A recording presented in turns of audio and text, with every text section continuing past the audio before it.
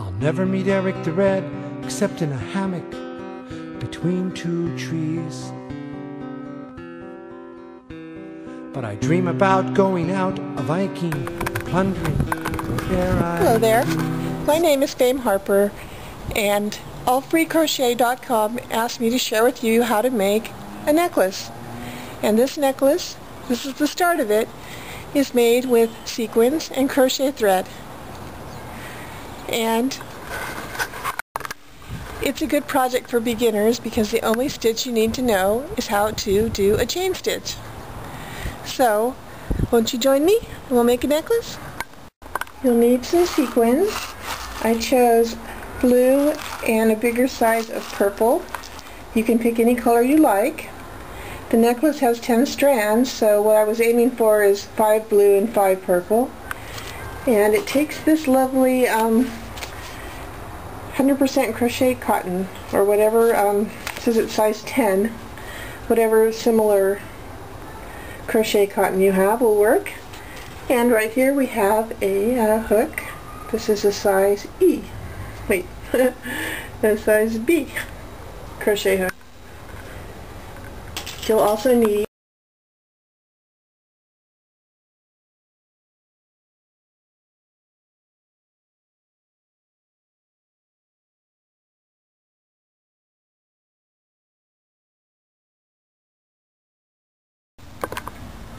go ahead and thread your needle, and onto your needle thread 12 sequins in your first choice of color. In this case I'm using purple. And if you're not a sequin person, you can also use small beads instead. So go ahead and thread on 12. This is for the 3-foot strand. I'm going to make 5 of these.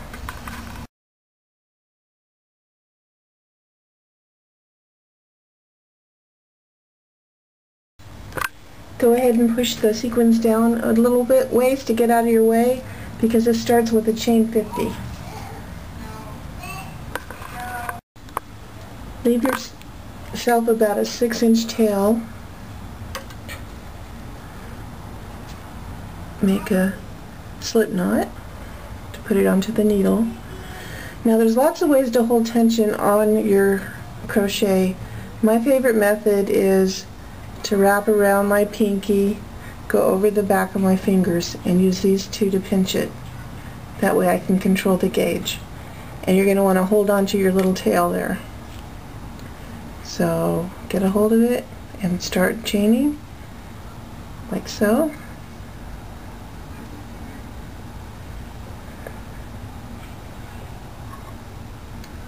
And you're going to do 50.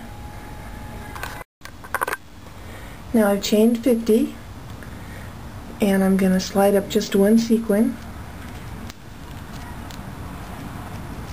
right up to where I need it. Get those other ones out of the way so I can wrap around again, and chain 1 just to catch the sequin. I'm not going to count that number. Now I'm going to chain 10 between each sequin. 1, 2, 3, 4, 5, 6, 7, 8. Keep moving your fingers up to keep the tension on there. 10. There. Now I'm going to add one more sequin and get the other ones out of the way. And you're just going to keep going like that until you get to the last sequin on your string. Okay?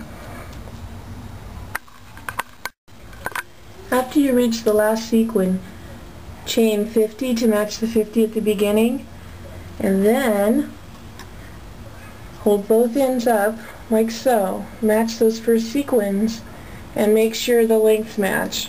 You might have to take out a stitch or two to match them up. This one's a little short, so I need to add a few more to that. Once you even it out, go ahead and trim your thread. Leave about a 6-inch tail. Take your hook, pull that tail through, and go all the way through. Otherwise, your crochet will unravel. Give it a tug to tighten it, and you're done with another strand. Careful you don't tangle it up.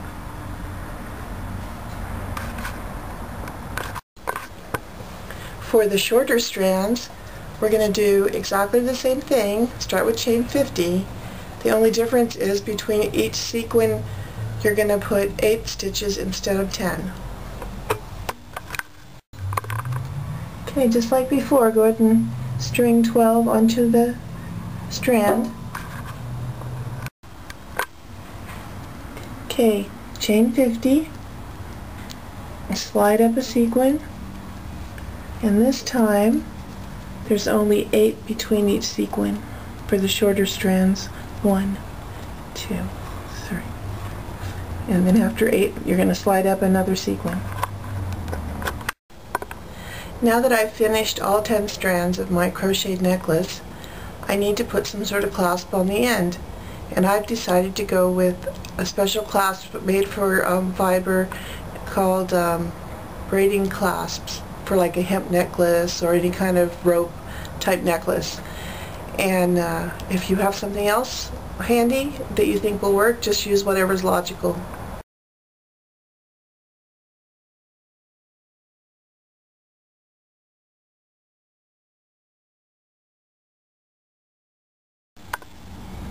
Just have a little hole to put the braid in, and then you smash it down slightly and you put a drop of glue in there to hold it.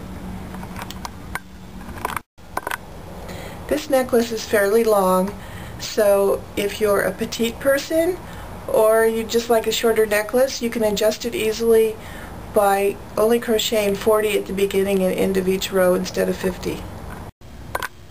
Here I've gathered all the ends together on one end. So there's 10 ends, they should all be there. And then even them up as best you can.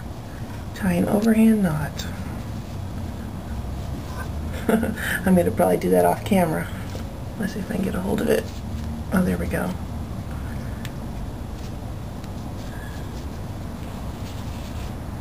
And then carefully snug it down so that it's right at the end of the crochet. Get them all in there. And then once you get it all together, tighten it up. And then do the same thing on the other end. Alright, there we go, that's better. And then just tighten it down. And this has to be small enough to fit into your claspy thing.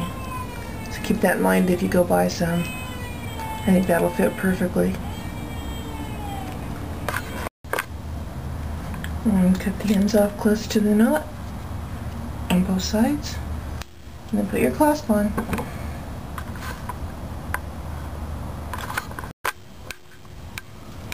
Then put a drop of glue into your claspy thing. If it's easier, you can use metal cones. Just pick whatever you have on hand that is easy for you. And then I'm going to push the end in there, and it's got little teeth on there to hold it. I'm going to squeeze it shut with the cord in there. And then I'm going to crimp it with my pliers and let it dry. Now when the glue's dry, you're done. And there we go.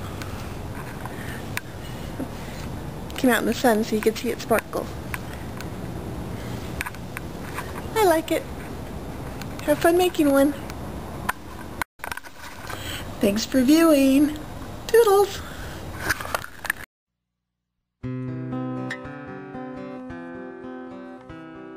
I'll never meet Eric the Red except in a hammock between two trees. But I dream about going out a Viking and plundering where'er I please. For I'd rather die a warrior's death with an axe right through my heart than lying on a gurney with an ugly nurse writing vitals on my chart. I never rode the steps with an angry Mongol horde, but I think of it a lot to keep from being born.